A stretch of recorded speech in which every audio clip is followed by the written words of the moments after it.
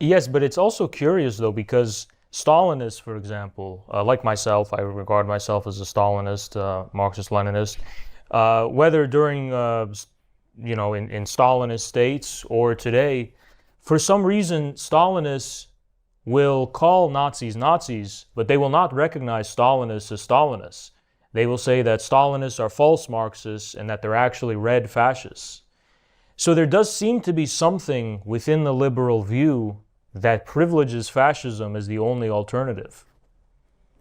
That maybe it is easy with reduction ad Hitlerum. It's easy to deal with your enemies. For example, if you start to criticize liberalism, they say, "Oh, you are responsible for killing 6 million Jews, and that's all." To shut down everybody. That is the kind of demonization of the...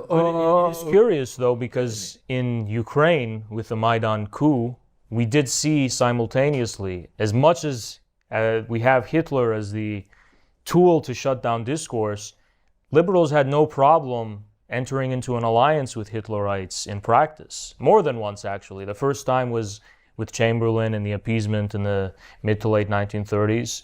And then the second time the second time was during the Cold War with the United States and the CIA. But the most recent example was Ukraine with Maidan, where liberals walked hand in hand with neo-Nazis. So I wonder if this fascination with fascism that liberals have might reflect that fascism might itself be a secret tendency of liberalism, maybe in a state of emergency, the only one it's willing to recognize. Maybe because, for example, if we regard the history of the racist thought, the roots of the racism were liberal. That was the colonial Anglo-Saxon, British creation, racism, and that was very, very strange to Germany. That was introduced into Germany by the British. So the racism and nationalism both are very, very English, Anglo-Saxon phenomenon, very close to that. So, what is important?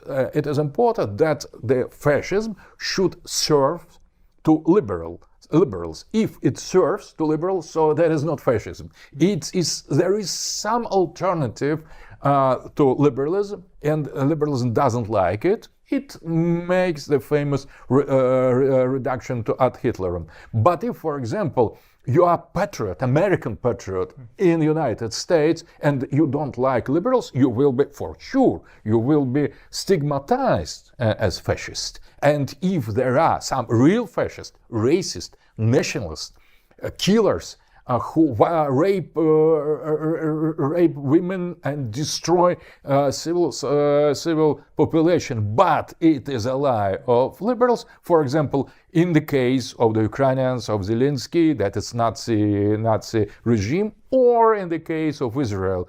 So if you are ally of liberals, you are not fascist. So that is very interesting. The same people from the West who supported most Ukrainian fascism and Nazism, they fought against Russian patriotic thought, Russian leftists, rightists, no matter,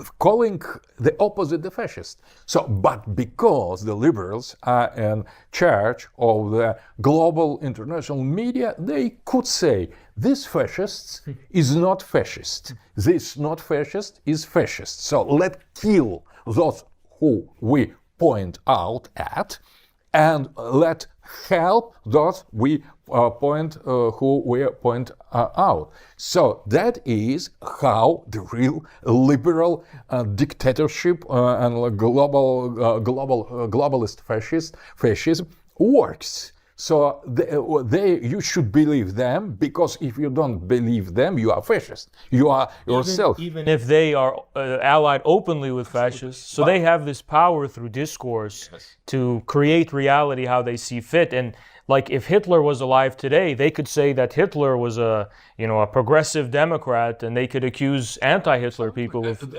They say as well that about Zelensky, who is war criminal, who is perpetrator of awful terroristic acts, and he still is the hero of liberalism. So that is the special evolution or involution of the liberalism that is now purely totalitarian. That is why now you have a illiberal or post-liberal revolution in United States. It is about that. The people is tired. The American people is tired of all that.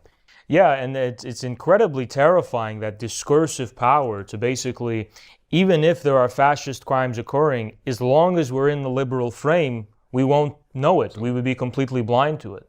And, in my view, that should be a pause for thought for anti-fascists, that you could be thinking that you're an anti-fascist, meanwhile you are excusing and facilitating and collaborating in real fascism. Racist. And racism, yes, precisely.